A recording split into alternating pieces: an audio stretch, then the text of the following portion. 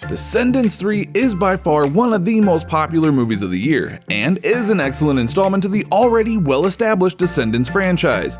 The film has been a hit to newcomers and long-term fans alike. However, there are several key things leading up to the ending of the film that only true Descendants fans are likely to have noticed. To begin, one thing that most people aren't like to have noticed is that the final scene of the film is allegedly completely unscripted. The rather bittersweet ending of the film is said to have come almost entirely from an idea that the lead key actors have. Dove Cameron, Sophia Carson, Cameron Boyce, and Boo Boo Stewart all teamed up on the somewhat surprise ending, and according to Sophia, nothing about the scene was either planned or scripted. Sophia says there's a scene that the four of us actually wrote into the movie. We had this idea that after the finale's end, we would walk back out into Aradon Plaza and we would look out across the bridge onto the Isle of the Lost and we reminisce on what these last 4 years have been. She stated that they wanted to do this as a more genuine, heartfelt way to conclude their story, their journey, and their character arcs. She says that the four of them will cherish the moments they shared on the set of Descendants for the rest of their lives, and they wanted to create a scene all their own to fully represent their appreciation for the films. In addition to the surprise ending, there exists one scene in the movie with a small Easter egg that most viewers are likely to overlook. During a scene just after it has been announced that the 4 new VKs will be chosen, we can see several kids running around with excitement, dancing with their applications in hand. But if you look very closely at this scene, you can see a newspaper in one of the shots that reads, "VK Day is here. 4 more to go ashore." The newspaper is published by a company known as The Troubled Times. So, is it possible that this paper's title is actually a call out to the real-world New York Times? It certainly seems so, and they can even be followed by the New York Times' layout and use a strikingly similar font. Another scene in the film shows Carlos convincing the other characters in the movie to submit their applications to become one of the next VKs. As this scene plays out, we see Carlos exiting his home. If you pay close attention as he exits, you can see a sign on his door that reads, "Carlos's house, a safe place for lost boys and lost girls." This sign is actually an Easter egg referencing another Disney film, Peter Pan. Peter Pan was a Disney movie from way back in 1953, and this particular sign is a direct reference to Peter Pan and the Lost Boys who lived in the world of Neverland.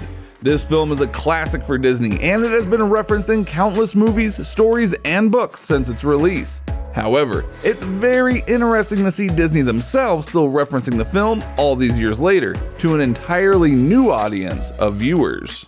This next observation is extremely crucial to the plot of the film, though it seems to have been easily overlooked by many viewers. In this scene, we see Audrey breaking into the museum in an effort to steal the king's crown and claim it as her own. However, after she grabs the crown, she encounters a rather unexpected turn of events. Maleficent's staff begins to glow green and seems as though it is summoning Audrey over to it. She places the queen's crown on her head and immediately grabs the staff. Now this is important, as when she grabs the staff, she somehow doesn't get cursed for 1,000 years, as was previously mentioned. The true meaning behind this is a bit unclear, but the common explanation that many fans have come to is that Dragon Eyes sensed Audrey's anger and took control over her, as she was an easy target for becoming the next major villain. As the film nears its end, all of our main characters meet once more to settle their differences, bringing us closer to a conclusion of the Descendants story.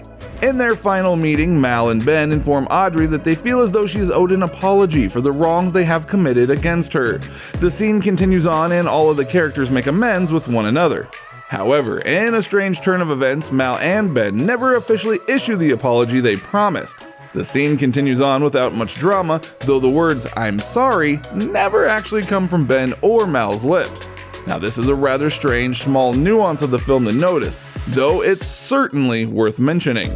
We can't mention all these hidden secrets about Descendants 3 without discussing the somewhat hidden or underlying meaning of the film as a whole. For many fans, both young and old, Descendants 3 is viewed as a solid action-adventure film, including many elements of a classic musical. However, the film has a much deeper meaning that can be fairly easy to overlook. In an interview with E.T., the late Cameron Boyce discusses the meaning behind the film and also explains why the film was so special to him.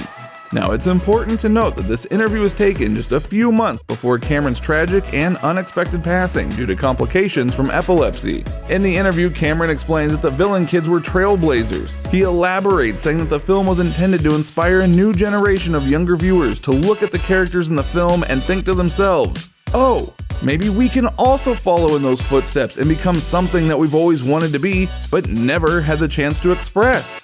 Cameron continues, stating that the film has a very real meaning at its core, and that it is a movie that people can watch and have no idea that they are very deeply relating to those characters. The overarching message behind the entire film series, not just Descendants 3, is that it makes no difference what your background is, what your family history is, or even where you come from. We all have a very real chance at becoming whoever it is that we want to be and making a genuine difference in the world around us. Dove Cameron chimed in on the interview and concluded, stating, "All of us are just really honored to be part of something so global and so lovely. We had no idea that it would turn into what it has. I think we will be forever grateful for that."